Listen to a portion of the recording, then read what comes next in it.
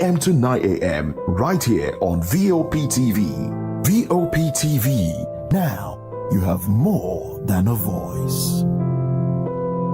From the views on the street, we go to bed empty hunger, to the blaring horns of a hustling city, the loudest voices of the common man got a medium to be heard. This particular administration, they were coming unprepared. It's not a bad thing to renovate the president's lodge. Through top-notch programming, unbiased reportage of news, sports, business, entertainment, and cultural documentaries, Voice of the People 90.3 FM became a symbol for 21st century media. And now, a new baby is born. Voice of the People Television, VOP TV, youthful, full of vigor and penchant for excellence in the continent's media space, exposing the wrongs, applauding the rights, dissecting the news without fear or favor, through factual and accurate stories and contents. Corruption kills three things that makes a society. Representing the interests of the people and giving them a voice. Voice of the People TV is here to stay towards building a fair society. VOP TV, Voice of the People Television, truly a voice for the people.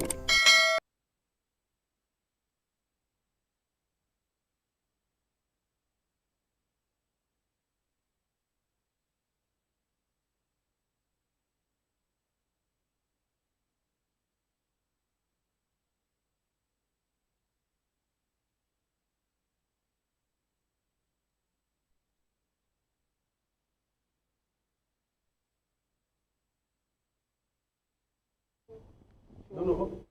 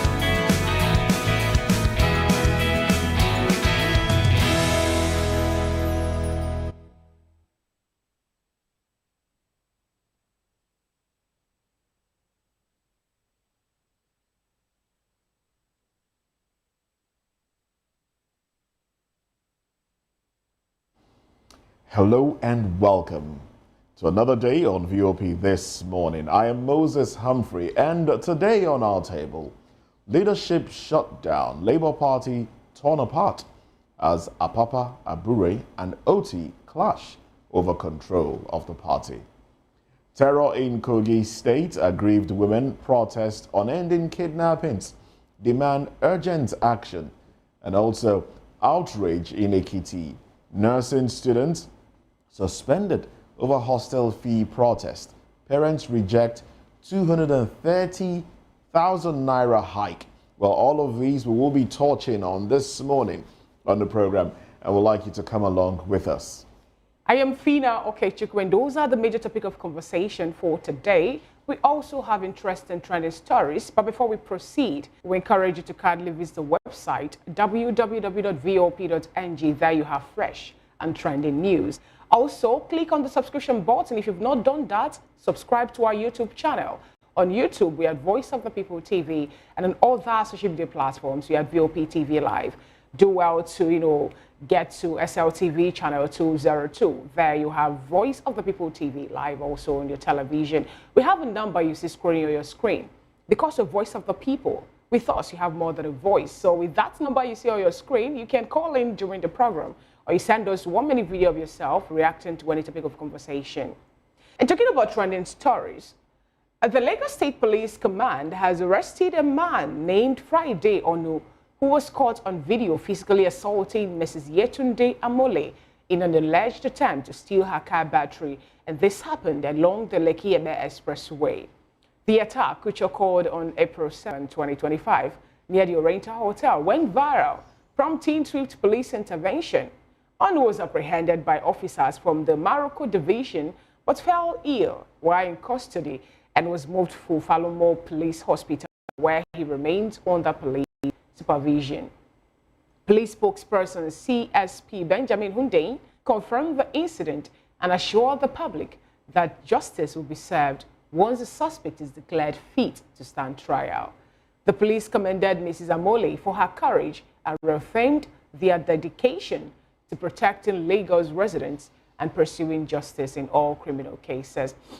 This happened during the, if you're watching your screen now, you see the video there being displayed, and it happened in broad daylight. It's not just in the evening or maybe during the odd time or odd hours of the day, but broad daylight in the afternoon. You see a man holding a lady, dragging what we don't really, according to the lady, Mrs.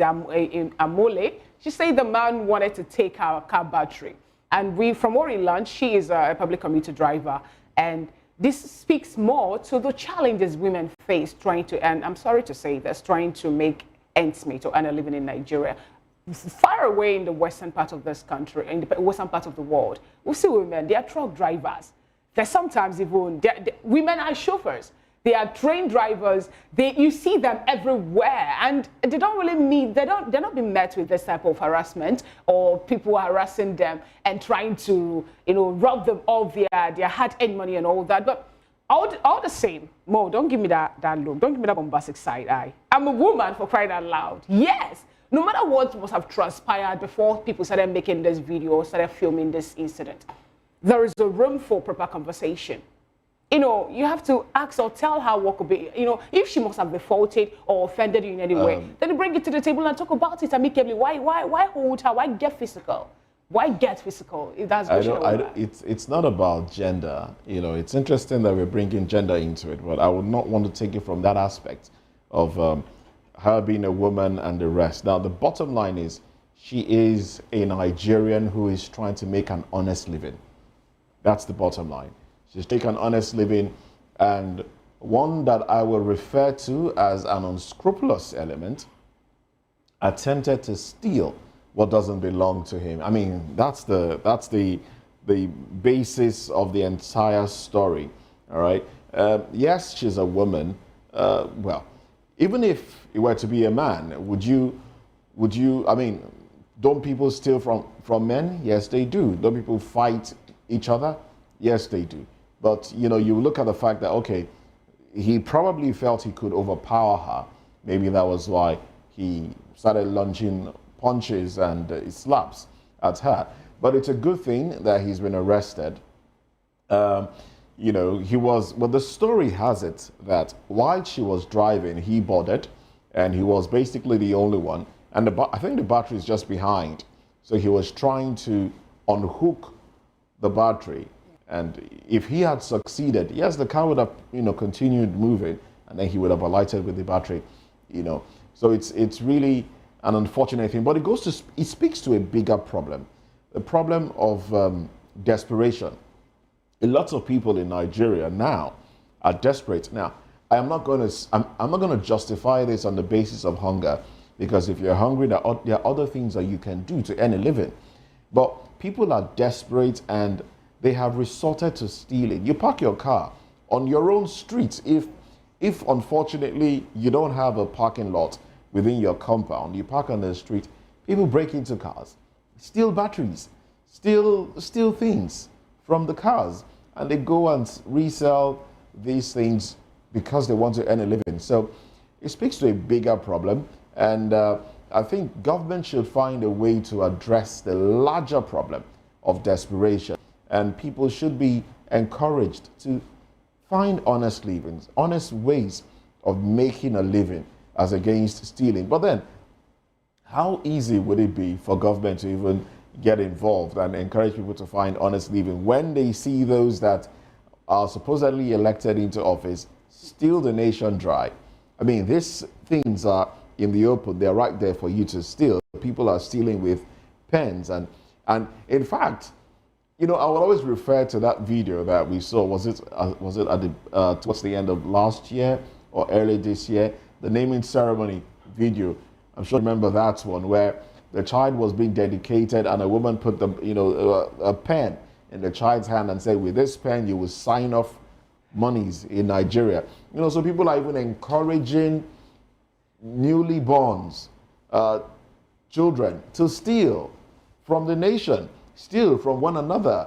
And people steal these days, and back in the day, when you take home what doesn't belong to you, what your parents know wasn't added to your school bag, and they search your school bag and they find somebody else's pen, somebody else's book, you will explain where you got it from. And if your explanation is not cogent enough, you will take it back. In fact, your mother could walk you back to the school the next day and embarrass you in front of your classmates, and you will learn not to do that again. But these days, you bring home what doesn't belong to you, and your parents look the other way because, okay, it has put food on the table, you know, or if they talk to you, you would act in a certain way, and they just overlook. So that it has, our way of life, you know, has degenerated. You know, we are not disciplined individuals anymore. I was talking to somebody yesterday about a certain thing that we have seen, a certain trend, you know, that we have seen in Nigeria now, where people are so desperate to make it that they are kidnapping people, they're using people for rituals, and we're organ harvesting, we're stealing, and the rest. It's so terrible. I mean, you can't take a tricycle. You can't take a keke napep, yes? That's tricycle. Tricycle, yes. You can't take a tricycle, keke napep, as they call it, in broad daylight, safely. There is a tendency that somebody somewhere wants to kidnap you. A friend's sister was kidnapped the other day. She took a tricycle, keke, during the day at about 9 a.m., a short distance, but was kidnapped. She lost consciousness, taken somewhere. You know, things done to her. Fortunately, she's still alive, but with bruises all over, skull slashed, parts of her body shaved, and the rest. Horrible things are happening to people. Now, you don't even feel safe within your own neighborhood anymore. The other day, one of us here was almost kidnapped at Oshodi, broad daylight, daytime, at about 10 a.m. in broad daylight, in the same tricycle, the same keke napep. What is going on? There's a bigger problem. Stealing is on the increase, kidnappings, ritual killings on the increase, so much blood spilled on the land, and what? Religious leaders are not even doing enough now to discourage people, because even they themselves have been accused of burying things in their churches or mosques and the rest, and it's very unfortunate, to say the least. The high level of moral decadence that we're experiencing now, you know, is scary. And sometimes I ask this question, why is it that at this point in time, this particular era is what we're having this? The people who are being trained by well-bred, you know, people that are being brought up by well-trained parents are now the ones littering children who are being, who have all the tendencies to, display all this moral decadence, and one is beginning to wonder what is really happening. Well, that's a different conversation entirely. What is really happening? I don't think I want us to go into that conversation, but if you want to go into that, it's it's the society at large, and the fact that we are borrowing a culture that truly isn't ours, where you don't punish for wrongdoing. I mean, even the Holy Book says, spare the rod and spoil the child. So you You don't punish an erring child because you don't want the society to breathe down your neck and say, oh, this is child abuse. I mean, there are ways. There are some people overdo it, but there are ways to punish. You punish a child for wrong done, and the child will not repeat it. Not those that overdo it and then maybe inflict injuries and kill. But you don't even do this. You can't even do these things because society will come at you. You will trend on social media. And then we're borrowing a culture, all of these things. And then there's a larger problem. The larger problem here is a lot of homes don't have the complete unit to make up a home. Yeah, exactly. A lot of homes. We have single parents, homes where it's just maybe the man taking care of the kids, or homes where, the more common one is where the woman is just there taking care of the kids with no father figure in the home to ensure that, look, these kids do right. There's a role of a man in a home, whether you like it or not. There's a role of a man in a home. If that is taken away, it affects one way or the other, the outcome, the way those children behave. And we have a lot of this. We have a lot of women having kids without a father figure. It may not be the father of the kid, but there should be somebody, there should be a man somewhere around that would tell the kid, don't do this, do that. And, we'll be able to instill some,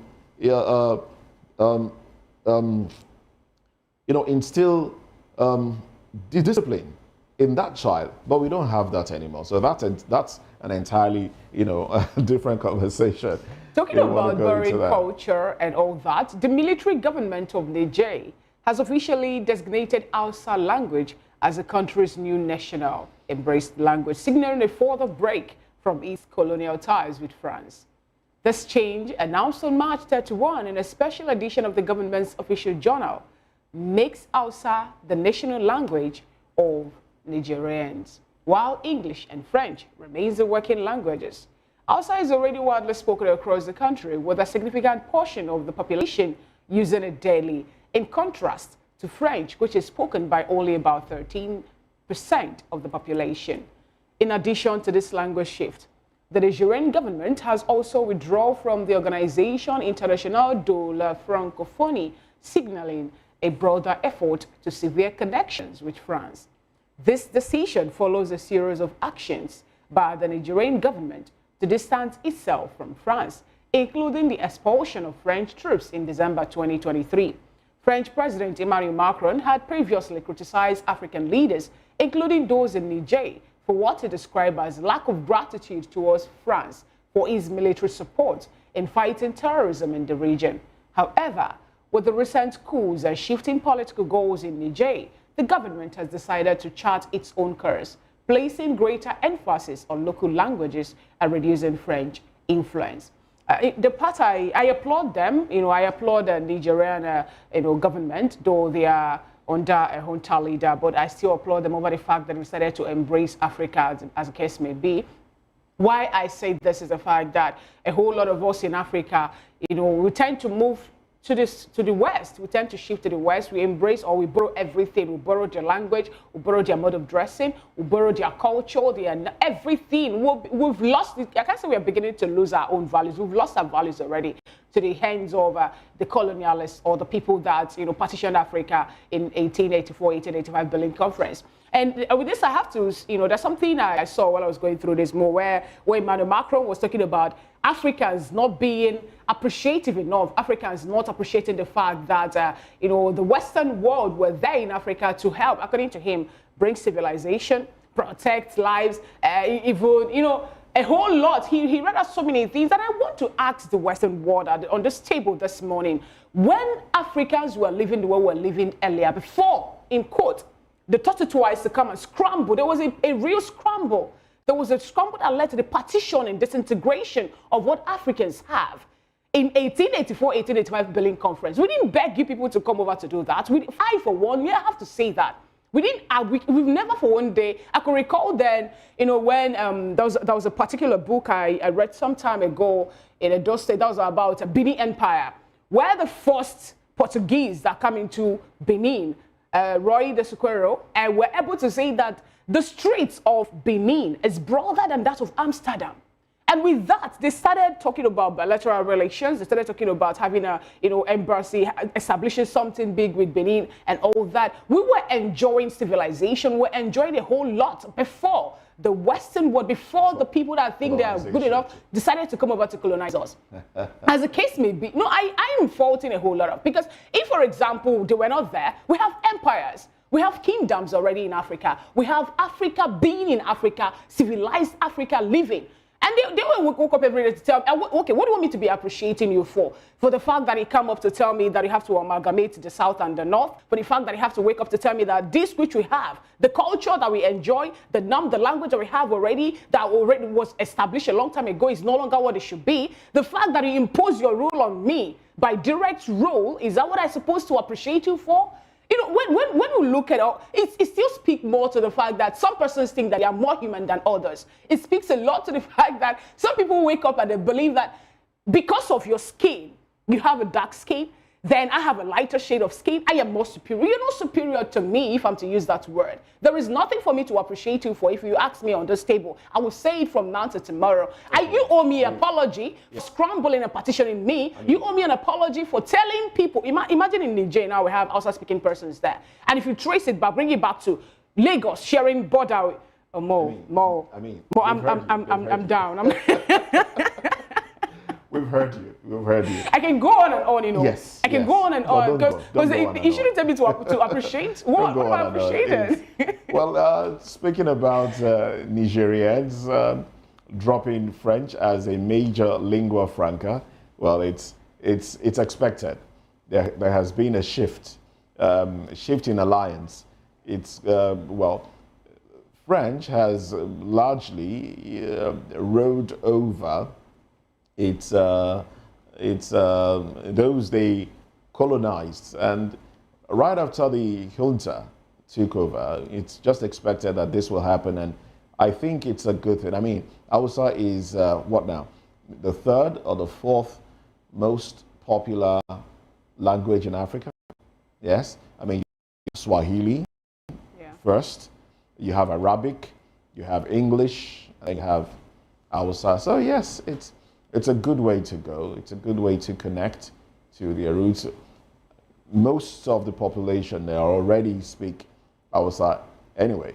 A lot of them also speak French, but it's a good way to go. Enough has been said already. Well, Lagos State government has reaffirmed its commitment to enforcing a rent payment structure that will include monthly, quarterly, and yearly payment options with a maximum limit of 1 year rent. Now, this initiative was discussed by Mr. Maruf Akideru Fatai, the Commissioner for Housing, and Mr. Baraka Odunuga Bakari, Special Advisor to the Governor on Housing. And during a recent meeting, with the Estate Rent and Commission Agents Association of Nigeria, Akideru Fatai highlighted the government's concern over rising rent prices and the imposition of unauthorized fees by estate agents, calling for adherence to the Lagos State Real Estate Transaction Law, which caps agent fees at 10%.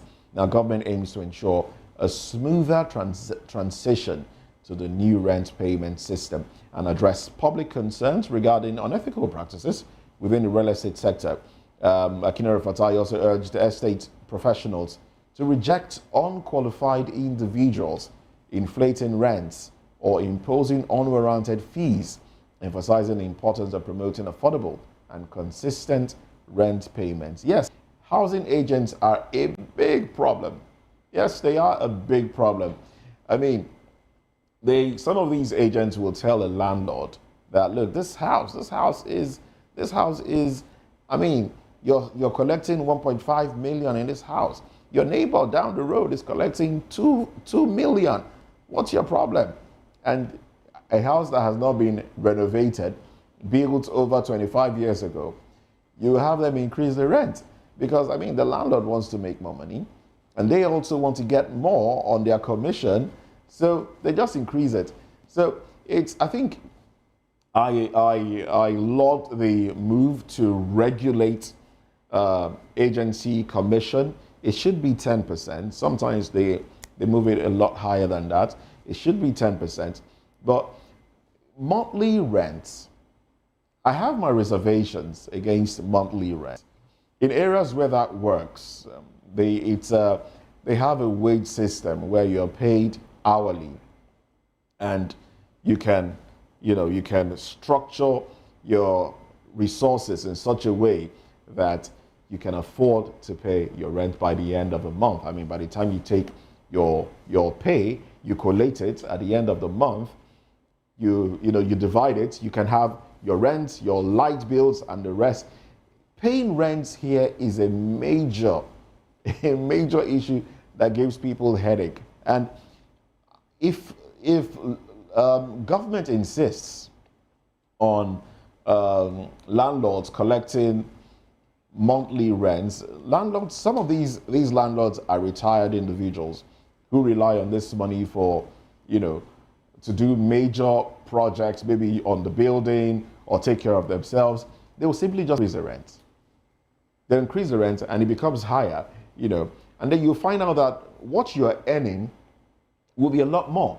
I mean, for an individual who earns the minimum wage of 70,000 naira, and right now we know what housing is. I mean, you can a room and parlor, self-contained now, is over 1 million naira. Let's be honest, in certain areas, except you want to live in far-flung communities, far from where urbanization truly is, then you might be paying something lesser. But if you want to stay close, proximity to place of work matters a lot. So you want to stay close to your place of work, maybe not on the island if you work on the island, but mainland to the island, you find out that you would be paying a lot more. And then if your rent is about 1.2, if you divide that, you'll be paying almost more than 70,000 naira in a month for your rent. And then at the end of the day, that's your minimum wage gone already. And then you have nothing. I mean, there's a lot to talk about in this conversation, but I think we're running out of time. We'll be going to the papers soon, but I'm sure Afina has a few things to add. So I'll just keep my thoughts for later. Exactly. I'm happy about the fact that they've decided to think about a way to regulate the fact that some miscreants are out there to suck or to milk Nigerians dry. Why I say this is, there was a time this issue also came up somewhere in Enugu State, and I was around there during that period. And you remember, okay, then I could recall that I asked someone, an agent, how much am I supposed to pay for agency fee? There was a house I wanted to get then, and then I got a deed. They said, this is a deed of the house. I have to pay agency fee. That was above 25% of what the normal rent should be for the year. I have to pay lawyer agreement fee. I have to pay another fee, I think more than 4 or 5 fees. And at the end of the day, I asked, why am I paying all these fees? And can you help me explain in details why I should pay all these fees? And I found out that people who are even there to collect this money don't even know what the money is supposed to pay for. The only thing they know is that you must pay this before ever anybody can, before you can occupy the house or take over the house. And sometimes also, you find out that the hands of the landlords are being tied, because it's like all these people, all the agents who are out there to collect money from, who are either to get, tenants for them to occupy a landlord's building, are always on their neck. You don't fix any price. Sometimes the agents are the ones that even go ahead to fix the prices of the houses, because they are out there to make their own money. If they can regulate this, I don't know if they are paying a monthly, if they are going to make it a monthly pay or a quarterly pay or yearly pay, but if they can regulate the amount of people pay apart from their rent, then I will be happy for, my fellow Nigerians. All right, this is a conversation that will take a whole lot more time, but because we're out of time, let's just dive straight to the papers now. Nigerian Tribune has its banner headline, Ibas under fire over appointments of LG administrators in Rivers. PDP accuses NAS of abdicating oversight role on administrator. Ibas in order, Tinubu gave him blanket check. Okorie. Labour Party, 1 party, 3 chairmen. Otti faction passes vote of confidence in Nenadi. Parallel neck extends olive branch to Abure's NWC. Another faction leader, Apapa, lays claim to leadership. NLC threatens to repossess Labour Party offices nationwide. FG resumes Naira for crude deal. Pump price of petrol may drop. It should drop, Biko. It should drop. And then some other headlines here. Jimovia admitted to the freedom of city in London. The freedom of city of London. FG, Chinese firm, sealed deal on $328.80 billion power transmission lines. Lassa Fever, Ondo, Bauchi, Edo remain epicenters, NCDC says. Anambra 2025, Tinubu won't trade me off for Soludo, Ukachukwu. And then we have Trump announces 90-day pause on tariffs except for China. Leadership, an opportunity to serve, not self-enrich, Buhari tells APC governors. Really? Nigeria posts $6.83 billion balance of payment surplus in 2024, CBN. All right, well, those are the headlines, yes. Up next says the Daily Independent newspaper. And the winner headlines are: crude oil sales in Naira to local refineries continue, FG. LP crisis, NLC asks INEC to remove insignia of Abure NWC from portal. Right after that, Abure-led faction vows to mobilize against union. The banner headline on the cover page of Daily Independent newspaper today: Nigeria's $6.83 billion BOP surplus signposts economic resurgence. Net acquisition of financial assets hit $12.12 billion, CBN. Rivers Solar Administrator defies court appoints 23 local government administrators. Low mechanization inhibits Nigeria's food supply competitiveness. Trump's 14% tariff may affect Nigeria's 2025 budget. That's coming from experts. And then we have a pictorial there. And that pictorial will have the chairman of Access Holding, Aigbo J. And then we also have His Eminence John Cardinal Oneiko. We have Aliko Dangote. We have Jimovia. We have Babajide Sowolu. And the governor of Delta State, Sharif himself. And this particular picture was taken when they went to bring in Jim Ovia to the freedom of the City of London. And beneath that, Jim Ovia receives prestigious Freedom of the City of London honor. 9 underwriting firms rig sanction over delayed filing of 2024 AFS. Again, Obi insists Nigeria collapsing under Tinubu. Usman calls on Abure sacked LPNWC to join in rebuilding party. We were ready to make our seat chairman BOT head, Alex Otti. And the bottom strip headline: FG begins automation of landing exit cards for foreigners May 1st.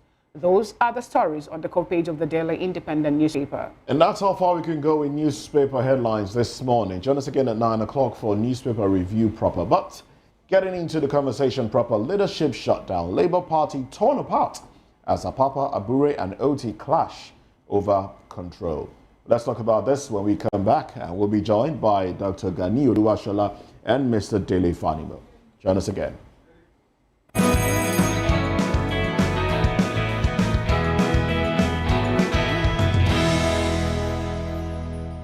From the views on the street We go to bed empty hunger. to the blaring horns of a hustling city, the loudest voices of the common man got a medium to be heard. This particular administration, they were coming unprepared. It's not a bad thing to renovate the president's lodge. Through top-notch programming, unbiased reportage of news, sports, business, entertainment, and cultural documentaries, Voice of the People 90.3 FM became a symbol for 21st century media. And now, a new baby is born. Voice of the People Television, VOP TV, youthful, full of vigor and penchant for excellence in the continent's media space, exposing the wrongs, applauding the rights, dissecting the news without fear or favor, through factual and accurate stories and contents. Corruption kills 3 things and makes a society. Representing the interests of the people and giving them a voice. Voice of the People TV, is here to stay towards building a fair society. VOP TV, Voice of the People Television, truly a voice for the people.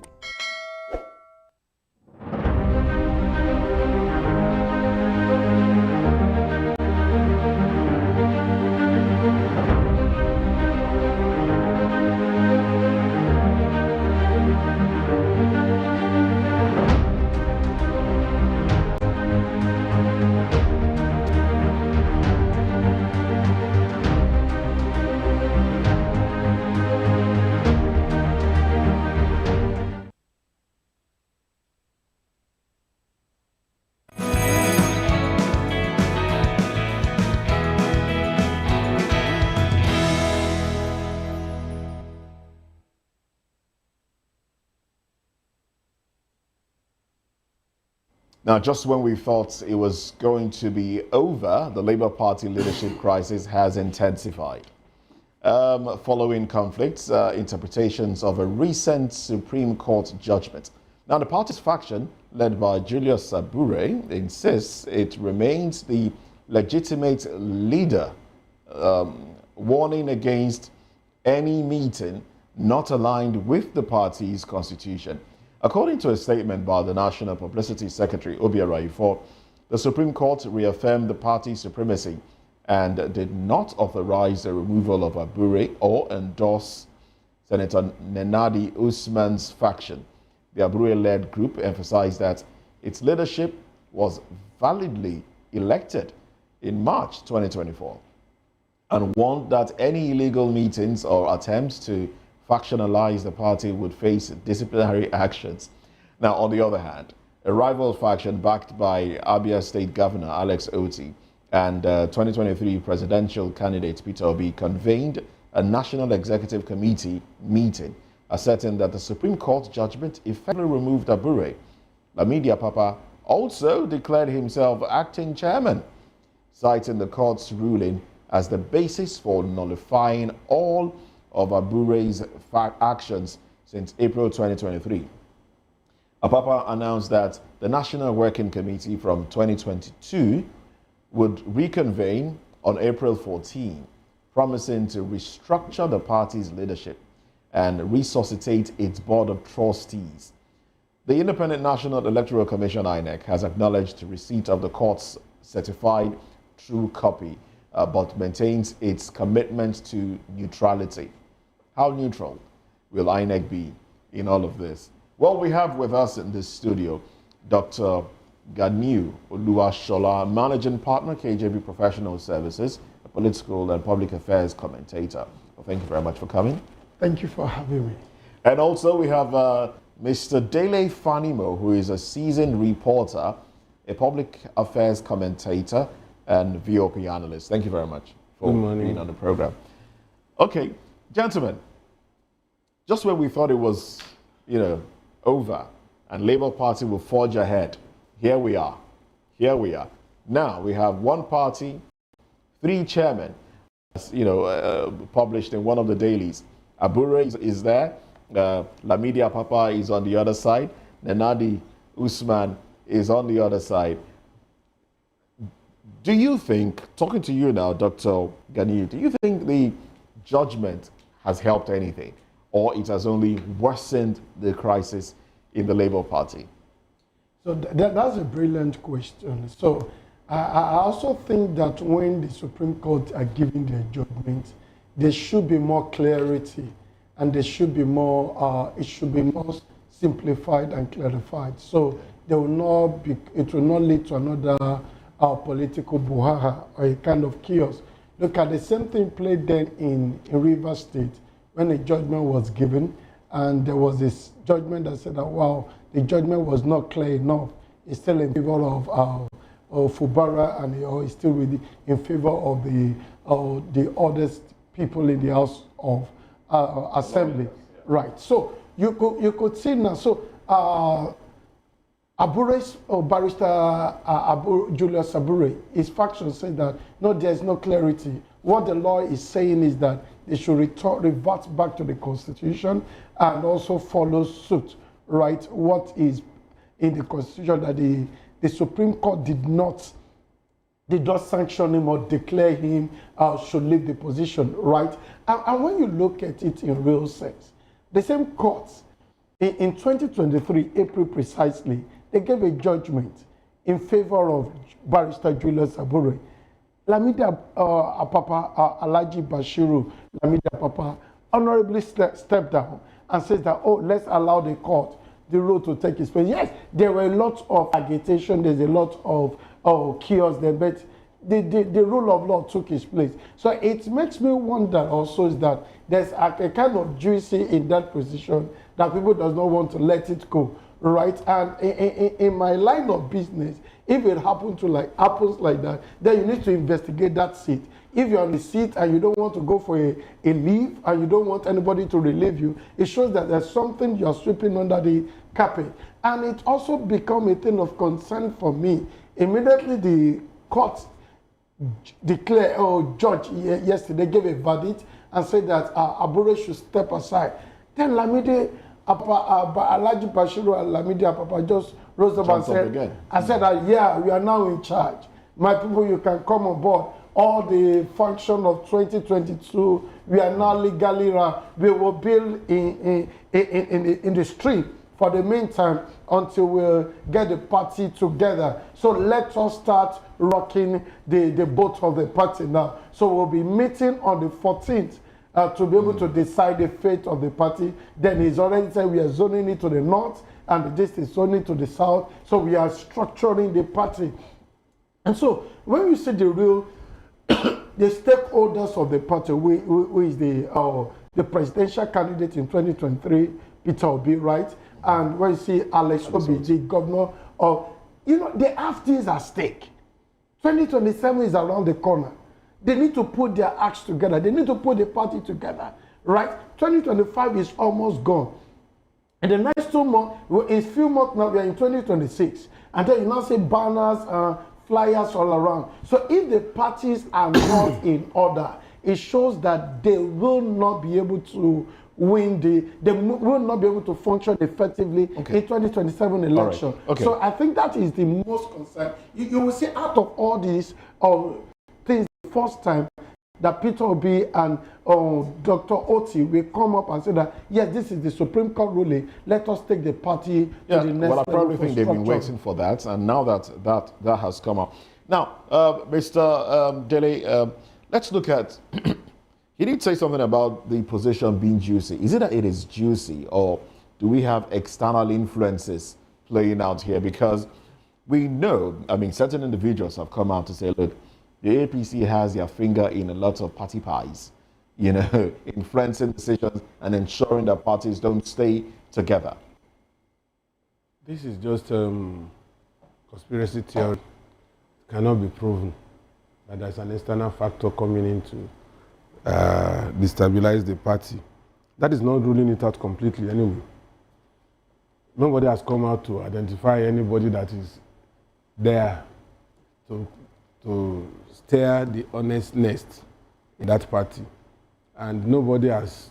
El-Rufai, who was a member of the APC. No, you can't dismiss it. El-Rufai, who was a member of the APC, did say this is what the APC is doing. El-Rufai's antecedents and the level Party, the level of bitterness exhibited by El-Rufai will not make anybody want to believe El-Rufai. Whatever he says, for me, as a person, it's inconsequential. How bitter was Atiku Abubakar? Because he was the first person that also talked about the amount of money that was paid to other political parties for them to destabilize the activities. You see, one thing that I keep saying anytime I'm intervening in issues like this, is that even politicians don't believe themselves.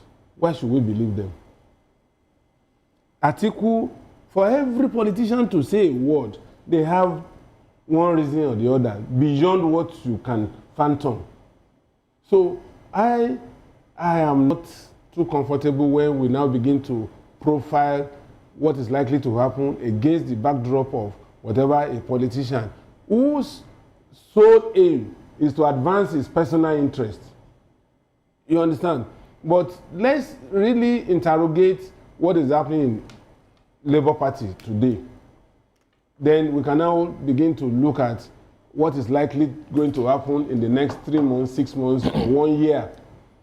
You see, that judgment was not written in Spanish or Dutch. It was written in English language. So we don't even need any interpreter to tell us that. What basically was said by the Supreme Court judges was that the court has no right to intervene in who becomes the leader of any political party. Not just Labour Party alone. It's now going to be a precedent for any other party, and it will be cited if there is any litigation around that issue. Now, it is the card-carrying members of Labour Party or APC or PDP or SDP or whichever party that has the right to determine who leads them. And even before this judgment came, they had already thrown Abure under the bus, because those who own the party say, we don't need you anymore. And that was expressly said in March last year in Abia State, where critical and major stakeholders like Peter Obi, Alex Otti, and members of the National Assembly, State Assembly, that own the party, because party politics has transformed from the leadership of the party owning the party to politically exposed people within that party owning the party. The moment you become a governor of a state, you are the owner of that party in that state. The chairman or whoever is there is at your beck and call. Otherwise, you can remove him. So it's the same thing happening here. No. Alex Otti even said they even gave the man olive branch in anticipation of this judgment that come and be head of BOT. He refused. Now he's left in the cooler. And that's why what they are using Apapa to do is to do the dirty job of a placeholder to chase away. When you say what they are using, who are they? Because you could recall the party leaders. Now, if you say the party leaders are using Apapa to come in or step in at this point in time, then what happened to Nanadi Usman? What happened to her? What will happen? Nanadi Usman's role, the 23-member committee of Nanadi Usman, is just not to create a vacuum at that time. Look, these are caretaker members who are supposed to midwife a proper election within the party. Right now, who would you say the leaders of the party are? The leaders of the party are the Peter Obis, the Alex Otis. Okay, so they have already given their nod. Can you allow me ask the question? Yes, sir. Sorry, sir. In your analysis, are you now saying that Peter Obi and Alex Otti, who nominated Nanadi Usman, yes, now want to drag in Apapa into it to further cause confusion? What I'm saying is Apapa needs to step in to take away Abure completely, while Nanadi Usman committee, caretaker committee, begin to work on how to hold a proper national congress that will bring about a new leadership of National Working Committee, National Executive Committee of Labour Party. But they need an area boy in Apapa to do that dirty job for them. But then why is it that I'm talking about the Apapa you made mention of now, they did not see him being viable enough to be used for that particular purpose before Abure came in? Recall that Apapa actually had been aggrieved. Apapa was Apapa and Arabambi, Abure dealt with them and sent them out of the party. How possible was that without the help of the people you said now are the leaders of the party? See, 24 hours is too long a day in politics. Whatever was good at that time is no longer good at this time. All right. Okay. Go ahead. When you say whatever was good at that time is no longer good at this time, why did you say so? Is it because of the fact that Julius Abure, he's making Abure was a good boy at that time. Abure was a good boy at that time. They had trust in Abure at that time, and so they had to use Abure to whip up and send away Apapa. What changed at this particular time? Abure, when the the appellate court gave Abure the nod to begin his tenure, to carry on with his tenure, Abure became so arrogant, and he was giving out orders, and that, you recall that he was saying that it's not automatic ticket for Alex Otti, it's not automatic ticket for P2B. Definitely, when he loses, they would have to deal with him. And too. yet, are you ruling out the fact that some persons have told Nigerians that the APC are the ones causing all those internal wranglings that other political parties are experiencing at this point in time? I said I don't have the facts. All right. But I am not ruling it out. Okay. And it's also a game in politics. Okay. Now let me get to you now, Mr. Dr. Ganiu. Yesterday, Alex Otti submits the C2C to INEC, and INEC promised to be neutral. Now, do you also, because Nigerians are asking, how neutral can INEC be, in deciding the fate of who will be the leader of the Labour Party, given the fact that 2027 is around the corner, and we could recall, we know what happened in 2023, what transpired during the election 2023, and the outcome of that result. Do you think INEC could be neutral at this point? You see, all eyes are on INEC already, right? So talking of what happened to Natasha, right? You see, INEC wanted to compromise substance. The first time they say that, those people were not properly signed. Now the next time it was properly signed. When you now see that the event that took Natasha to Kogi, that make her to fly there, and a lot of people that came to welcome her, so it shows that, we must not play game with this. So overnight they said that, those signatures were not regular, and they throw it away. So at this point in time now, I do not see Lamidi Apapa, Alhaji Bashiru, Lamidi Apapa coming to play, because he has been etched, right? Knowing the fact and knowing its antecedent during the 2023 election, saying that he has an handshake with the ruling party, right? When he was being invited, and there's a lot of compromise and a lot of things, he said that. And so he has not, I didn't see him coming to play right now, because he's just using a vacuum, right? Using a kind of gap in the system to see how we can also play some kind of hanky-panky game.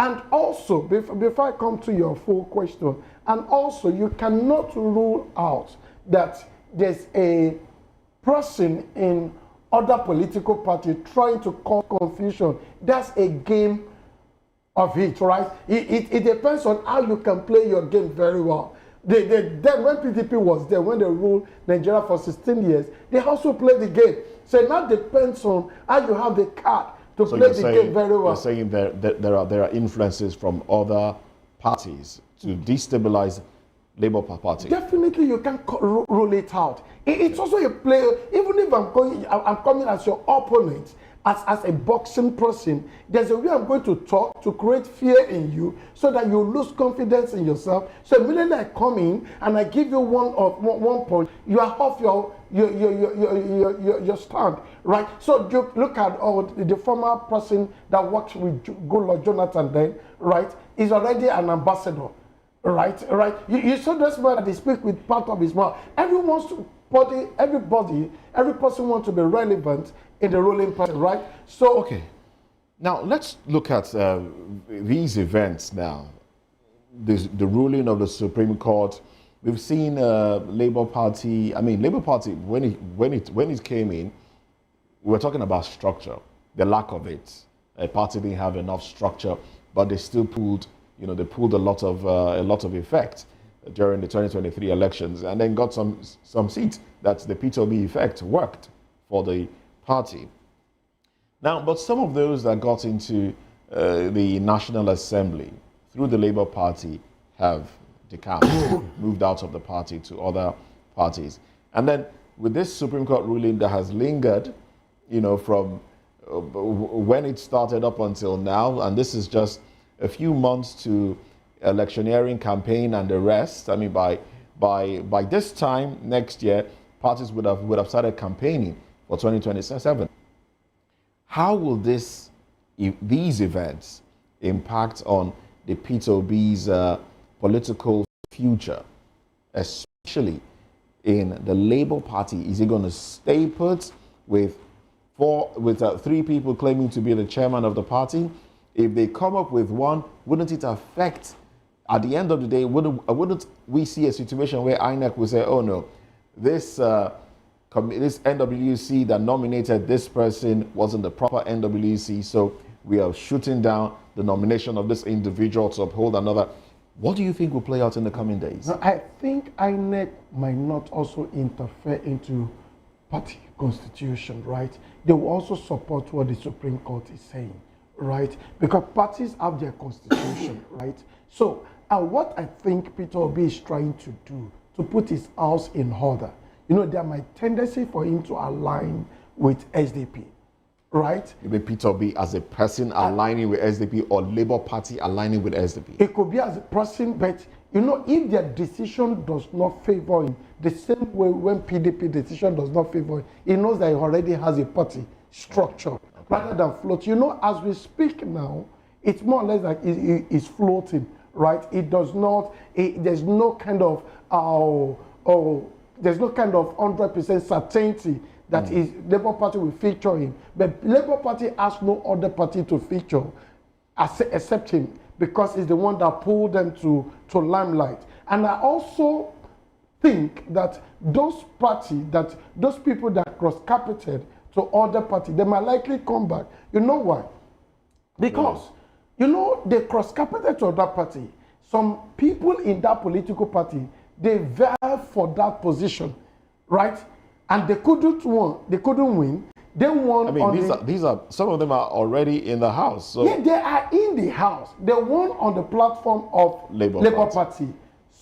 People that have spent their money, they also contested. Okay. Yeah, so the party might feel that it is unjustifiable for you to now give them that slot back. They'll need to work hard for them to be able to replace those people. You know, they just cross-carpeted. They are not featuring as the candidates. Okay. Right? They cross-carpeted because of loyalty, or they do not believe in the strength of future of LP. So I think if Labour Party is now restructured and the party comes up strong, right, there might likelihood for them to come back, or those people refeatured and other people. But one of the things is that until someone once says that charisma can take you to the top, the character will keep you there, right? If you don't have a good system or structure, if you get to the top, because there's no system, no structure, you can come down, right? So I think this is what they're learning. Someone once said that it's better late than never, right? So it's better now, and I think that the bohaha, the thing that is happening in the party, it will not take within 2-3 months before it will be resolved. Because in as much that the Supreme Court has given the verdict, they will just need to how they could resolve it. As we speak, Senator Usman Esther will still come to play. She will still hold it, and they will form another National Working Committee people to be able to rock the party, because they have less than 7 months to do that. By January 2026, flyers, flag, we'll see everything rolling out. So now that brings me back to the other question I asked earlier. You know, do you think in all this that INEC could be neutral enough to come to the aid of the party for them to be able to move with the speed of light they needed, for them not to be lagging behind before 2026 will be there? Definitely, they will. Because both INEC, everybody submit to the verdict of the Supreme Court, right? All we just need to get if they have to go to the court again to give clarity, right? Then they'll have to go to the court again to give clarity. INEC will also need to submit to the decision of the Supreme Court, because the party needs to be. Do you know why SDP is trying to work night and day, ceaselessly, assiduously, to ensure that they have a formidable group? Now, as we speak now, some of these APC members, they are going to meet the former President Muhammadu Buhari, that do not plead with the Northerner that are trying to swap or to move from APC to SDP. Let them return in the party. And the man came up strong and said, it's their decision, right? So everybody, because they have just 2025 to be able to put their house together. 2026 is just campaign, back-to-back campaign. And you know that it's also a strategy I think it should be a strategy for Mele Kyari to be removed at this time. Yeah, because the way it's moving now, the fuel price is likely was to drop to nosedive, right? Because it's now restate Naira for crude, right? So if it is Naira for crude, the fuel will nosedive, our Naira will gain more strength. Because there are pressure on Naira and pressure for dollar. That's so why all of this is just towards 2025. If you are not everything requires strategy. Okay. Even if you are going to battle as a military person, you need to strategize. All right. Let me quickly ask you this one. Now, we're talking about the role of gender in all of this earlier on. We're talking about the possibility in the fact that it's a woman, that the Labour Party has nominated the Alex Otti and Peter Obi faction now, because that's what it seems like, I'm nominated to chair the party. Do you think that will have any impact in galvanizing the female folks to come out and vote as well? Would that play any major role? Very well. That is gender sensitivity, right? Let me also try to retrieve. Look at what happened between Natasha and Abure. It has happened. Remember during the time of Senator Saraki. Now, Akpabio's seat was also changed. It made a lot of noise. Saraki shut him down, right? Immediately they shut him down, right? Immediately shut him down. The whole thing's went down like that. But because she went to the UN, gender sensitive, you cannot roll it under the carpet. And she coming that you will have this biasness. She's a female, or it's because you guys are male, let us give her the chance. And I think that once she come up, she will also pull some weight to be able to ensure that Iraq, and give it to them, they could have a way of ensuring that they have an organized If they can do that in Namibia, they might also like money, but they just want... That is, if it can be done in Namibia, we'll have the president and the vice, female, and also in Ghana, the first female vice president. Why not in Nigeria? Now, Mr. Delifanimo, you said something about the likes of Apapa not having anything on what it takes for them to kind of combat with Alex Otti's faction. But we've seen that he has quite an interesting number of persons who have been party, let's say bedrock members all this while. He called the likes of Ladi Ilia, Dr. Ayo Olurefemi, Alhaji Umar Farouk Ibrahim, and a whole lot, more than 16 or 8 names or thereabout. And he told them that by next week, Monday, being 14th of April, they are to organize their BOT and NWC. If, for example, this did not pull through, wouldn't they pull out too? And if they are to leave the party, where would they now leave the strength of Labour Party come to the 2027 election? What was the state of Labour Party before Obedient and Peter Obi came into that party? It was in ICU, intensive care unit, like some other ones that are still there now. The likes of AAC, the likes of APP, that Fubara hijacked to win local government election. They will go back to where they belong. This is their second outing. Their first outing, Labour Party first outing was when Mimiku was railroaded out of PDP and he had nowhere to go and he wanted to become governor of Ondo State. So he just cherry-picked Labour Party, used this as a vehicle, and as soon as he got to Alagbaka government house, he dumped the vehicle and rode back on the crest of PDP, which was the original vehicle. So if now you are coming to this conspiracy theory of maybe some people outside of the party are also instigating crisis within the party. If Apapa gets there and he decides to stay put, and the owners of the party says go, and it takes along remnants of those people that were with him in the ICU before Labour Party came, before Peter Obi and Obedient came, they will go back to sleep, and Peter Obi and the rest of them will move on. But you know that SDP as a party now is gaining momentum in Nigeria. After MKO Abiola is dead, SDP, no one knows of it. Nobody even talks about SDP and all that. No, SDP but now, with the fact that big wigs from particular political party have started to move or shift ground to SDP, they are turning out to be, a strong opposition to Are you considering If that is to happen, Arabambi and Apapa joining forces with SDP and then leaving Peter Obi and the rest with the Labour Party. It is fine, let him go. And where is going to be his place? How is Apapa going to muzzle people like El-Rufai, people like Atiku Abubakar in SDP? Interesting. Let's get a concluding thought as to tell us how you think this will unfold. What are you suggesting, what are your projections that, will take the turn of Abure events is gone. in the LP? Gone for good.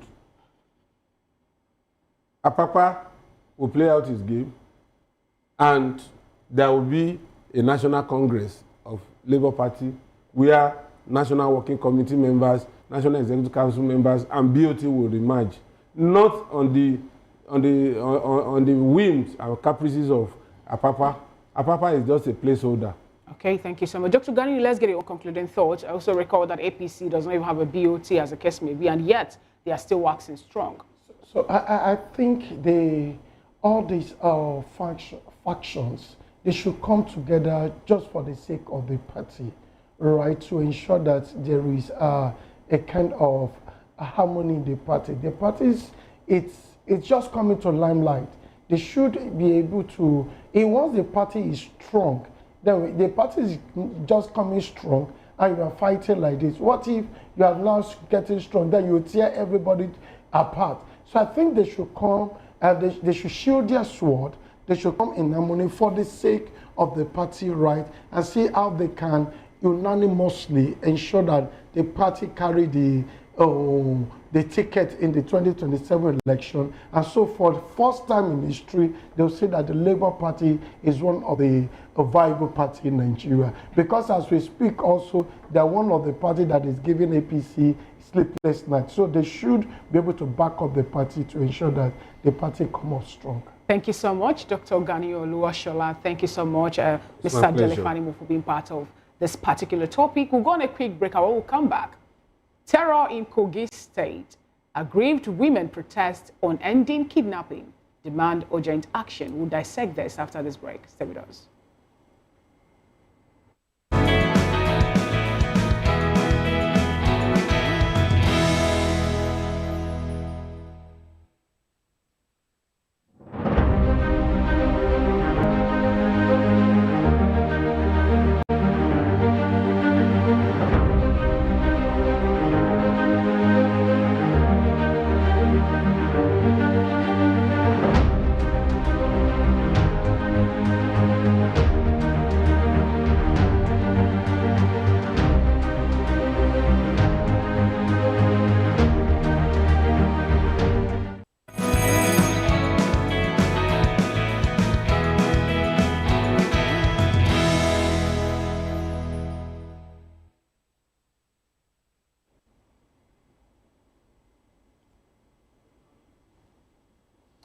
Well, thanks for joining us again. Now, women in Okeere community, Yagba, West LGA of Kogi State, staged a protest on Wednesday over the rising cases of kidnapping and insecurity in their area. Now, the elderly women, wrapped in traditional clothes, marched through the streets singing sorrowful songs and calling for immediate government intervention, describing their situation as an endless reign of terror. Their outrage intensified following the confession of a self-proclaimed repentant kidnapper who claimed a fellow native was involved in the crimes. Now, though the accused was released after denying the allegations, the women express and protect their lives. Now, we still have with us in the studio Dele Fanimo, seasoned reporter, Gani Oluwashola, and also we're joined virtually by Bishop Dr. Ibioku Gospel Bob Manuel, who is a public affairs analyst and the former national vice president, Institute of Strategic Management, Nigeria. He joins us from Benin Station. Well, let's ensure that we have him in the studio with us already. Good morning to you. All right, then. So we'll go back to Benin when he joins the conversation. Now let's keep it in the studio here. This is a replica of. Let me start with you now, Mr. Afanimo. Doesn't this remind you of the 1929 Aba Women's Riot, where women were partially clad, protested. And we seeing this, I mean, I saw the video. If we have it, it would be nice for us to have the video. Yes, there you have them, the women right there protesting, incessant killings and the rest. This insecurity has gotten so intense that women came out partially clad to protest. Do you think this will make any impact, really, especially in a society where some would say, on a regular day, some women are partially clad anyway. When they go out, they are partially clad. Some are having that argument, and some will say this will not, compel the security agencies to do the needful. What are your thoughts? See, I'm going to look at this from two dimensions: the African perspective and the emotional perspective. Now, for women, you know that women are naturally very close to their children, and they have emotional attachment to their children. And whoever is born of a woman is a child, even in old age. I'm not too sure if my mother, if she were to be alive today, would allow me to do certain things, which ordinarily I do now.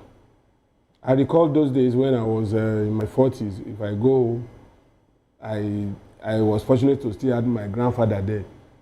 7 p.m., my grandfather would be all over the place looking for me. Don't you know that it's late already? Come inside, come and sleep, I don't want trouble. Whereas here in Lagos, I go to club and I come back 2 a.m. Nobody says, where are you coming from?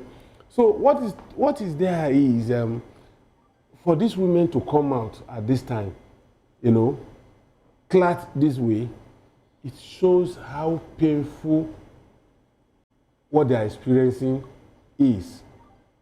You imagine somebody goes to the farm in the morning and the wife expects or even cook meals for him, waiting for him to return in the evening, and the man is brought back dead.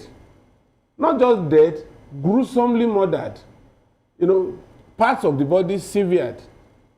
That woman will live with that nightmare for the rest of her life. And so that's why they are coming out. So the emotional trauma is what is driving these women to come out and protest. So whoever is saying that what they are doing does not bother government, that person must be lying. All right. Not even at this time. How bothered do you think the governments are? Because, for example, in a harmful community in Enugu State, women also, that was last month, they came out to protest the killings also in that state, in that community. They protest the fact that herders destroy their farms and nothing is being done about that. But the only thing we could see were security operatives trying to, use a little force on them, trying to cram them, trying to gag them and make them not to say what they are saying as they protest the killings of themselves or even the raping of women and destruction of their farm produce. You see, there's no way government will not feel the impact. The extent of their response to some of these things is what we should be interrogating.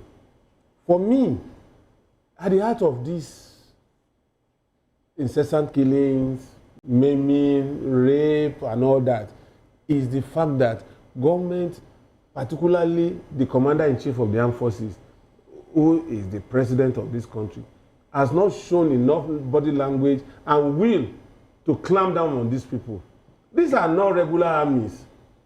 These are, when you see the videos of these guys who come to people's farm, uproot cassava and feed their cows, you will know that ordinarily, if there is conscious effort to push them back, they don't have that resilience. Good enough, you made mention of the government doing the needful to make sure they stop the farmers who are destroying farm produce and all that. Now, let me bring it to you now, Dr. Oluwasegun. Do we need riots? Do we need women protesting in Nigeria for the government to do the needful? Is it that, you know, our security operators or personnel are overstretched, or is it that they don't have interest in making sure that the cry and clamor of people or Nigerians for the past 15 years, you know, they don't want to listen to it? What do you really think we need at this point in time for the issue of killings, the issue of insecurity to end in Nigeria? So, when you look at our constitution, our 1999 constitution as amended, right? One of the priority of the government is the security and welfare of the citizen, right? So, which should be one of the germane things that the government should do, right? So, it should not get to the extent where people are protesting. Protesting shows that it has gotten to the peak for them. They can no longer condone it. It is more or less like, oh, they are losing all their children to bandits and kidnapping, right? Look at what happened and so when women come out protesting, it shows that these are beyond men, right? On a normal norm, you will not see them coming out. It shows them that their level of grievances, it shows that their level of disappointment, and it also shows their level of not seeing government action in all these things. Because for them to have come out, you know how much they've paid as ransom, you know how many of their children have gone for it, you know how deserted their community would have been, because a lot of people would have lived there to another place for security purpose. And so if the government is seeing something like this, it's become an eyesore. You should quickly throw wings on it, because you cannot have an environment like that and you see them fighting. It's the same set that a governor we see that he has taken over certain amount of dollars and pounds to pay for his children's school fees in advance before returning it. It is this same state that the former governor was seen to have taken over 100 and something billion naira, right? And it has not been accounted for. It is the same state. They are fighting on a particular seat, saying that once Natasha leave, another person will go there. You see, once you have a lot of things happening, and we are majoring on the minor and minoring on the major, and which part of the thing why you are being elected for as a governor is to ensure that your state is secure. There is a kind of peace in your state. So if the children are there and the women are being kidnapped, so once all of them leave that place, who are the people you are going to govern over? These are the same people you are going to exercise your authority. These are the same people you are going to collect taxes from. And if the environment is not secured enough, investors will not. Now imagine investors seeing this kind of thing on the social media. It will lose their confidence for them going to that same state to go and invest there. So this should not only be left on the shoulder of the state government. I think the federal government should also throw its swing on it, because they must ensure that the security of those people. We have investors. It's there we have Ajakuta. It's there we have a lot of solid mineral there that they are yet to explore. And yet we are battling with so little funds. You need to also go to that state. A lot of their schools are at a deplorable state. Their roads are nowhere to be written about, right? And you see them also flouting so much money as if the state is like Lagos State. So these are things that should be looked into, and ensure that life are safe, property are safe, and people find it easy for them to work without any fear. All right, Bishop, Dr. Ibioku Gospel Bob Manuel, good to have you join today's conversation. Good morning. Good morning. All right, we're talking about women who are protesting in Kogi State. We saw last month how women also protested in Ehamufu, that's a community in Enugu State. And people also have protested in Ondo State over the issue of insecurity, killings, the kidnapping, destruction of farm produce that farmers experience. Why is it that up until now, Nigeria is still battling the issue of farmer-header clashes? Recall that the farmers are running their personal private business as well as cattle rearers. Why are we even going to have that as a problem from ab initio? Well, thank you for this question, and also thank you, our viewers. I want to tell you it's actually a misplacement of our security management, and also the responsibility of those who govern us. The basic reason for having a government is to secure the lives and also the welfare of the people. And where this is the first and foremost requirement of any government at any level, from the local to the national governance. So when this is not happening, it's failure of governance. That's why it has been consistently happening. No matter the group of people that are fomenting that crisis or insecurity, it is the business of government to smoke them out and make sure there is peace. But having said that, the issue of farmers and herders have been historic. It has an historical perspective. And I tell people that who are given the arms, the machetes to the herders to invade, there is nowhere herders have been caught that they have carried out the raid and they have been prosecuted. So I think there is a connivance with even the security agencies. I have not heard where any herdsman, because he killed, has even been prosecuted. That is to tell you the people backing them because of the business they do, going about grazing. But I think the permanent solution, if government want to do, is to get ranching, go back to ranching, where all over the world we have cows. If you go to United States, United Kingdom, they don't find them on the street. Though the grazing law is there, which is a colonial law. But we think that because of the menace it is causing, the government would have invested in ensuring that ranches are created where these people can feed. Bishop, sorry to interrupt you. If we want to move a little, just a little away from Kogi State to Plateau State, where the governor a few days back said, this is not farmer herders. All the events happening around Nigeria, as he talked about his own state and other parts of Nigeria. That is not about farmer herders conflict. It's about ethnic cleansing, and we have major insecurity filtering into almost every part of Nigeria, coming down southwest as well. You're having such in Ondo State. You're having it's beginning to happen everywhere. All right, in Edo State the other day.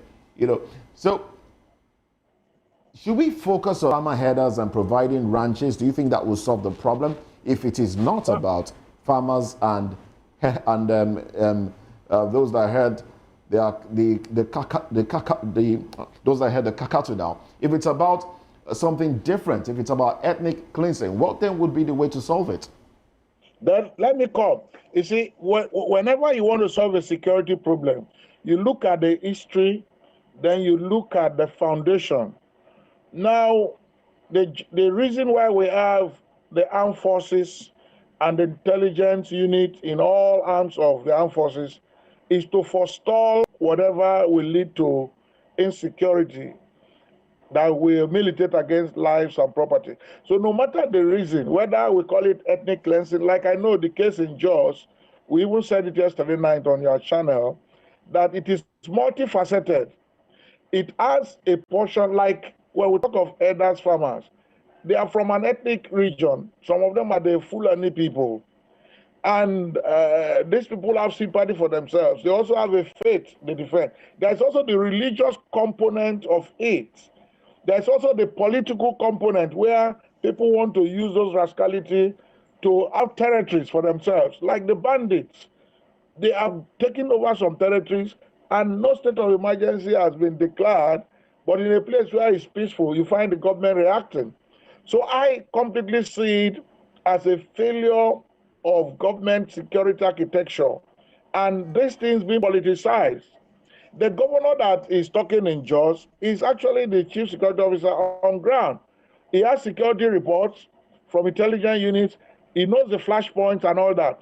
Why is it that police and all that are not proactive to man those places, to forestall the incursion of these people and the kill and go? When you say, Bishop, when you say that Muftuang is the chief security officer in the state, you also recall that he cannot call the police and ask them to work directly without them getting approval from, you know, the IGP or from the president of Abuja. That is why we are saying that if that is not working, then we can try, the National Assembly is there. If they are not selfish, we can try a state police system, a community police system where everybody knows everybody. And the governor, police, every crime is local. And so when you centralize crimes, you bring people from the center, they don't know the area well. And there are a lot of compromises with the groups that are going. So what I'm trying to say is the security architecture, if the national police is not doing well, in Mexico, there was a time the whole police was clamped down on, completely dissolved. The police of the military was brought to rebrand the police, and they got their problem solved. All right. There is no, if the president is in control, who is the commander-in-chief, as we talk, so I don't know whether it's in the country, he is relaxing somewhere, perhaps in France or junketing. Oh, well. And your country is burning. That shows even the laissez-faire attitude, why people think they will do something and go away with it. Whether it's in Edo, whether it's in Ondo, whether it's in Rivers, you are the commander-in-chief. You can send your troops and you have intelligence report. Why don't we act proactively? That is a problem. All right then. Now let me take it from the role of vigilantes, community policing, a form of it that we have adopted in most parts. Vigilantes have been formed. Let me come to you now, Mr. Afanimo. Now, do you think the vigilante system has helped, or has it worsened the situation, going by a few things that have happened around us in recent time? You see, if not politicized, vigilante would have come to the rescue. But in most jurisdictions, it has been politicized. Look at the job Soludo is doing in Anambra State. Now, they are beginning to impute political reasons into it. And they almost denigrated. You recall that there was a time somebody, a criminal, was arrested, and they twisted the narrative to suggest that maybe because he's not part of the political game, that's why he was hounded. Now, that's one. Two, there was no time. These are babies of necessity. And so, even the ideal policeman on the street, who was trained for 6 months, intensive training, still makes mistakes. That's why you have accidental discharge sometimes. But these are people that, majority of them, particularly the ones that reside in the hinterland, they are not exposed to modern warfare and training. So, and the quality of arms and ammunition at their disposal is far, far below what these killers come with.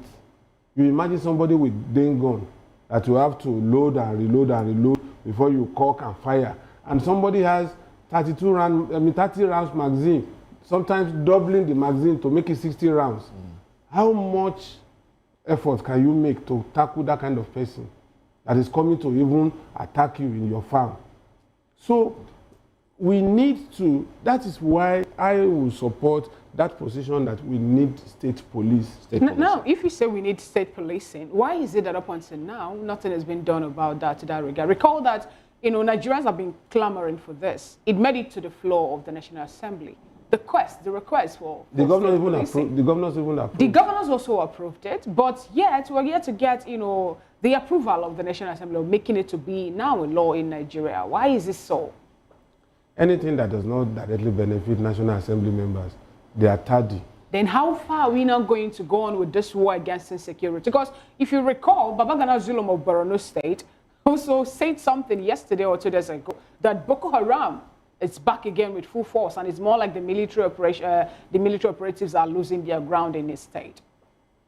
You see, I'm in touch with military hierarchy, and I keep saying it, and I'm saying it in the open, that it's one thing to say, go. And those days when we were growing up, our parents would say, when you get to a friend's house, say, eat. Meanwhile, the mother would have told you that if you eat, your neck is gone. But when that parent is face to face with the other woman, you say, my friend Moses, eat. And in the same breath, he's also eyeing you and say, eat and make sure you are ready to die. Come back home, man. You understand? So, and that's the way they have been treating our military.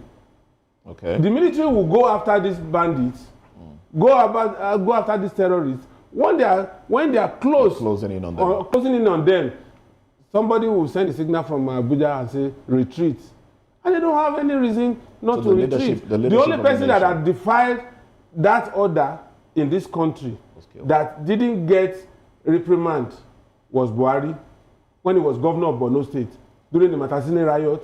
That he pushed them back up to Niger, and they said he should retreat. He refused and went after them, and it is because he knows that he has that backing from his constituency, which is Fulani. That was why he did that. If another ethnic stock had done what Buhari did, they would have executed him. All right then. Now, as we coast home now, let me come to Dr. Ganiu.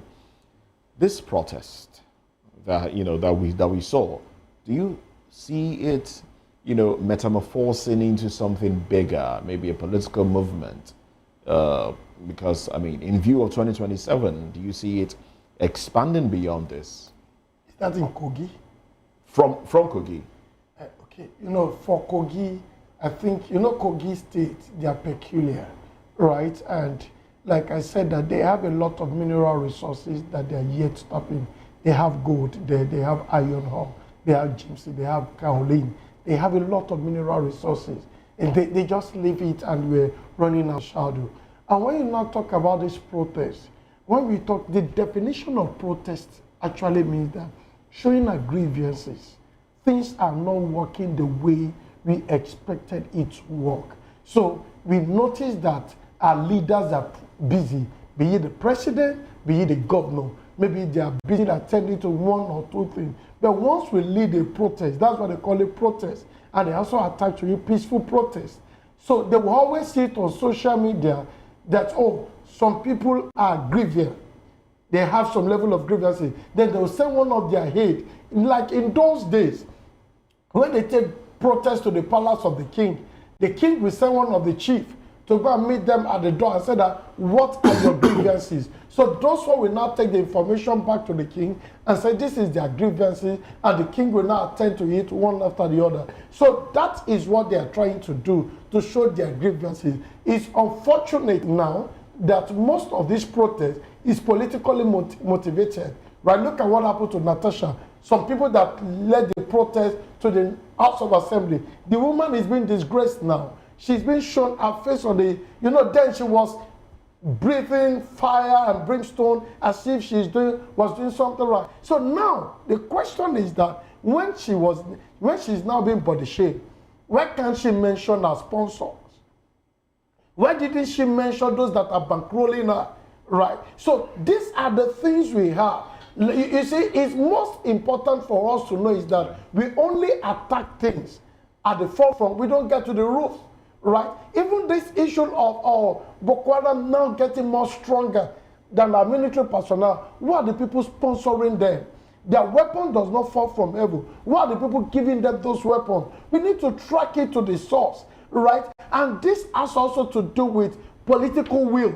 The president must be able to stand on his feet that irrespective of who you are, I will come after you and ensure that I keep my country safe. Because if the country is not safe enough, it's going to discourage investors, and it's also going to discourage industrialization and development in those kind of environments. All right, then, thank you very much. Thank you very much, Dr. Ganiu Oluwashola.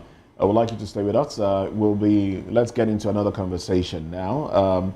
Now this time around, we're going to Ekiti, where nurses who protested have been suspended. Well, nursing students suspended over hostel fee protest, and parents have rejected a 230,000 naira hike in fees. Let's talk about this when we come back.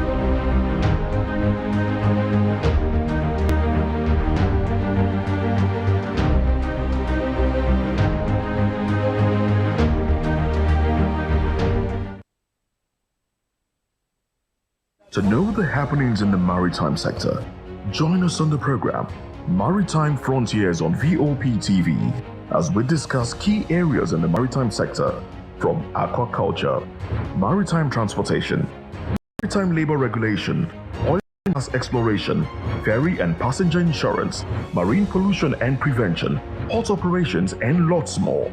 Join me on Sundays every 2 p.m. to 3 p.m. on Voice of the People TV. Maritime Frontiers, exploring Nigeria's blue economy.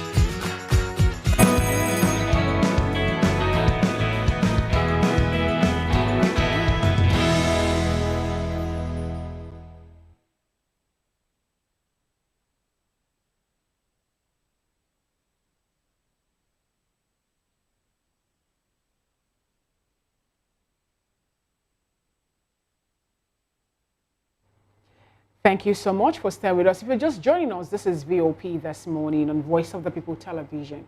Selua Oluwaseun Vincent, a 300-level student at Ekiti State University Teaching Hospitals College of Nursing Sciences, has petitioned the Speaker of the Ekiti State House of Assembly after he was indefinitely suspended for protesting the hike in hostel fees from 100,000 naira to 280,000 naira. Vincent, a former SUG public relations officer, accused the student affairs officer, Mrs. Adaramola Bukola Ayodele, of consistent bullying, defamation, and abuse, allegedly backed by the provost, Mrs. Olabisi Awe. He described psychological trauma, public humiliation, and threats of expulsion, particularly after refusing to vacate his former hostel due to financial difficulties.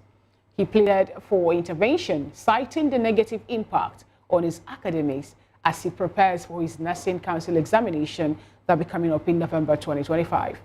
Meanwhile, parents of students at the institution have rejected the House of Assembly's proposed accommodation fee of 230,000 naira, citing health and safety concerns with the current hostel conditions, including overcrowding and hazardous kitchen setups. They condemn the administration's intimidation tactics towards students who raise complaints and resolve not to pay the fee until all issues are resolved. The parents are seeking legal representation to escalate their concerns to relevant authorities and regulatory bodies, urging school management to prioritize student welfare and end the victimization of those who speak out. The crisis has intensified pressure on state officials to intervene and safeguard the rights of students, I beg your pardon. We have with us, still with us in the studio is Dr. Oluwaseun Ganiyo, who is a managing partner KJB Professional Services. And from the Port Harcourt studio, we told you earlier that we have Bishop Dr. Ibiokun Gospel Bob Manuel. He's a public affairs analyst, a former national vice president, Institute of Strategic Management, here in Nigeria. Thank you so much, gentlemen, for being with us today. Thank you for keeping me. Now, let me start off with you now, Dr. Ganiu. First, it was the students of USH protesting no power outage, talking about how that is affecting them in their academy, looking at how important the health sector is in Nigeria. We're having deficit. We don't have enough health practitioners in this country. The ones that have been able to train, they've engaged in the Jabba syndrome. Some of them are not within the country. And now, another school, Ekiti State Nursing School, is having another issue. From 100,000 naira hostel fee to 280,000.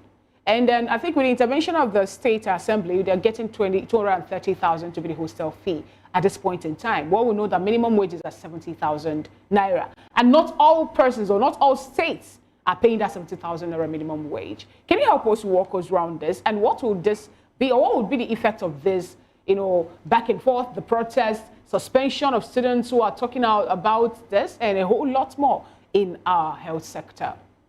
Okay, this is a brilliant question. Yes, we are aware that things are not getting cheaper, right? All the fuel prices are increased, right? Our maintenance costs, our salaries are being increased. And so we need to look at the cost benefit, and when you look at the cost, if it's overweighing the benefit, and say that, how do I increase my revenue so that I can show that my cost? Because they need to maintain the place, they need to perhaps they give them lights, right? They buy fuel, right? They pay their proprietors, the teachers, right? And the lecturers. But there's a way we have to go around this, right? These are areas where government should introduce subsidy, right? Because education is one of the paramount things in a country, even if you want to liberate that country from mediocrity, right? Go to China, see how much they're investing in education. Go to India. That's why their system, that's why you can see China can retaliate to US, giving them 85% increase, so that we are here for you. We will never bow, right? So these are where government are expected to subsidize for students, right? And those subsidies can be accounted for, because we can see the increment in all this. And these are ways to go. Not only, and we should also be careful, since we have in our constitution, 1999 constitution as amended, that we have freedom of speech. So we can see that governance starts from within us. We talk about at the top level, people we are being shut down, people we are not allowed to talk. When they are expected to exercise their freedom of speech, you see them being victimized. And this is where it starts from. A student come up and say that we are not comfortable with this environment. This is what is happening. We cannot afford this, right? And since they say they cannot afford this, they should be able to listen to them, right? This is part of leadership. A leader that is not ready to listen is not a leader. We call them a dictator, right? So you must be able to listen to them, and you must be able to communicate to them that this is the reason why we are. We will say we could work around it, not just throwing them and suspending a student for speaking out. So in other words, you have indirectly shut the mouth of other students, because once they're about to speak out, they just remember that that's been sponsored in school by maybe by what they call contribution, and they can't afford to go back home. Maybe they are their 400 level or 300 level. And so you could see their complaint, and it's legit. They talk about 4 people in a tiny room, right? Not only staying there, the roof is leaking. So once they're sleeping and the rain is falling, they need to move their mattress aside, right? They move their books aside. So take for instance, they're in the classroom. Maybe they read overnight and they leave their book on the bed, on the floor, and they were in the classroom. Maybe their classroom is like a 30 minutes to the hostel. Before they get there, all their books will be wet. Their mattress will be soaked. Right, so these are major complaints. And they also talk about security reasons. False gas cylinder in a single kitchen, a very small kitchen. And so there can be explosion. Life can be lost. And we talk about life We must prioritize the life of our people. And this is our future. This is our future. This is our future president, future governor, giant of industry. And they're saying that this is how it is. Our kitchen is so tiny and we have 4 cylinders there. And heat is one of the major things that can bring explosion. So if there's so much heat from the sun, heat from the cooking, it could lead to explosion. And once there's explosion, the building will be destroyed, the student there will be killed, and we now say that we are having a minute silence for what? So we should always be proactive and not be reactive. So if people are making complaint, you put it on the table. What are their grievances? Are they legit? Does it has a health issue? Is it fundamental to their existence? If that is so, then you listen to them. And when we talk about increments of it, you also look at it. You need to get to Ekiti. How much? What is the size of Ekiti? Ekiti is not so much. And when you look at the people there, only people that are doing well, there may be people having bankers there, other things. There is not much activities in Ekiti like in Ondo State, right? You know, Ekiti is carved out from Ondo State. The activities there are not so much. So if you now increase that, I think this is where the governor should come in and step into them and say, we will subsidize this, right? Go ahead with your school, because it's also a plus for them. If those students graduated from there, they could also, and now they are talking about in the news, they said over 16,000 doctors left the shore of Nigeria. And these are critical to our medical personnel in Nigeria. So once they graduate, they turn them into the labor market. We get them engaged in most of the hospitals, and we'll be able to bridge the gap of those people that left the shore of Nigeria. And so these are the people who are being maltreated. And tomorrow they wanted to go because they do not get the treatment for them to get as a student and as a citizen of Nigeria. And it's not the best for you to shut their mouth and said you are suspending a student because she spoke out. This is not a way to go, and it's not good for our politics. Well, thank you very much, Dr. Ganiyi Oluwashola. Now let's bring Bishop Dr. Gospel Bob Manuel into this. Bishop, does this speak to a bigger problem of suppression? Because I mean, the school has suspended this individual who aired his view, but we've also seen a situation where those that feel like government is not doing enough to cater for them and then come to the streets to protest are being arrested, thrown behind bars, accused of wanting to topple the government, different accusations placed on them. And that in itself, I mean, some people that also said, look, these are the things that government has done. We see a situation whereby they are being arrested, being called spies. Is there something going on where governments and individuals, authorities across board are seeking to suppress dissenting opinion? I think it is something close to that. What is democracy? Democracy is government of the people, by the people, and for the people. As soon as the people focus factor or governance is removed, there will be suspicion. And the suspicion could be right or wrong, depends on perception. I think that it is right from student activism. If you look at it as societal growth, society has grown out of crisis. Every crisis, when it is solved, it moves society forward. We only talk of when crisis becomes dysfunctional. But if it is not dysfunctional, I think it is a pointer to our development. So even in the sector of education, the economy and all that, the government is suppressing the fact because it will not portray them in a good light. Mind you, soon the politicking has started in a way, and this is going to affect their report card. So what they want to do is like suffering and smiling. If you have any complaint, you don't go on the street, you don't make it, you follow maybe laid down protocols and you wait for them whenever they can respond. But the protest and the agitation we're having now is people can no longer pretend. All right. That's Bishop. all. And I think it is actually a kind of intimidation. Bishop, unfortunately, we're running out of time. But there's a question I want to ask you. I want to get your view on this. I mean, before you joined the conversation, we talked about killings in Nigeria, how Nigerians themselves have resorted to killings for different reasons. I mean, it's away from the protest that we're talking about, but it's, it's something I want you to get your view on.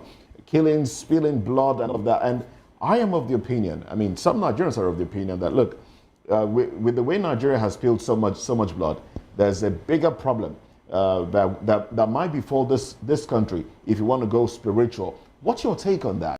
Ritual killings and the rest. What's your take on that?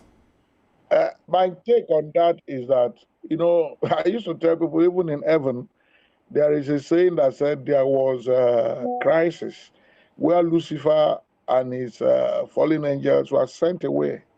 And the Bible said the violent take his possession by force. Israel, being a nation of God, are the greatest fighters. So life itself has its own part when it comes to war and how you approach it.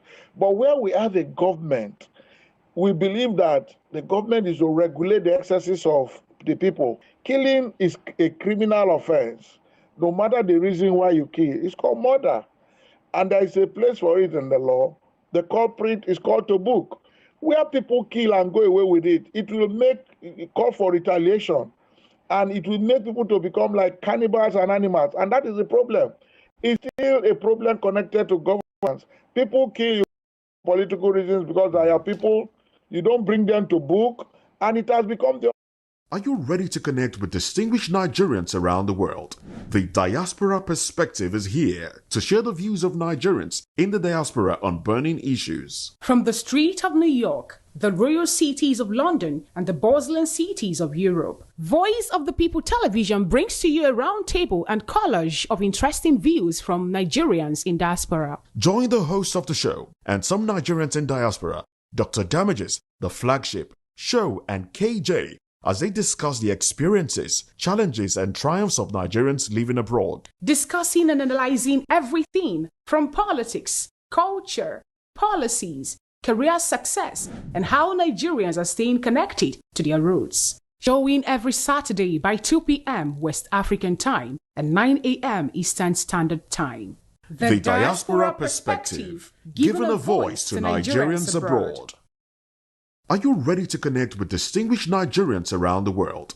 The Diaspora Perspective is here to share the views of Nigerians in the diaspora on burning issues. From the street of New York, the royal cities of London, and the bustling cities of Europe, Voice of the People Television brings to you a roundtable and collage of interesting views from Nigerians in diaspora. Join the host of the show and some Nigerians in diaspora, Dr. Damages, the flagship, show, and KJ, as they discuss the experiences, challenges, and triumphs of Nigerians living abroad. Discussing and analyzing everything from politics, culture, policies, career success, and how Nigerians are staying connected to their roots. Showing every Saturday by 2 p.m. West African time and 9 a.m. Eastern Standard Time. The Diaspora Perspective, giving a voice to Nigerians abroad. We took the spotlight to the Juicy Experience with DJ Muskie. Hey guys, welcome to another exciting moment. Well, we're right here at the Juicy Experience with DJ Muskie. Now it's time to get all the juice. And do you know what? Just stay tuned. And we will be giving you all the juice of the season. Stay with us. The energy was shared with positivity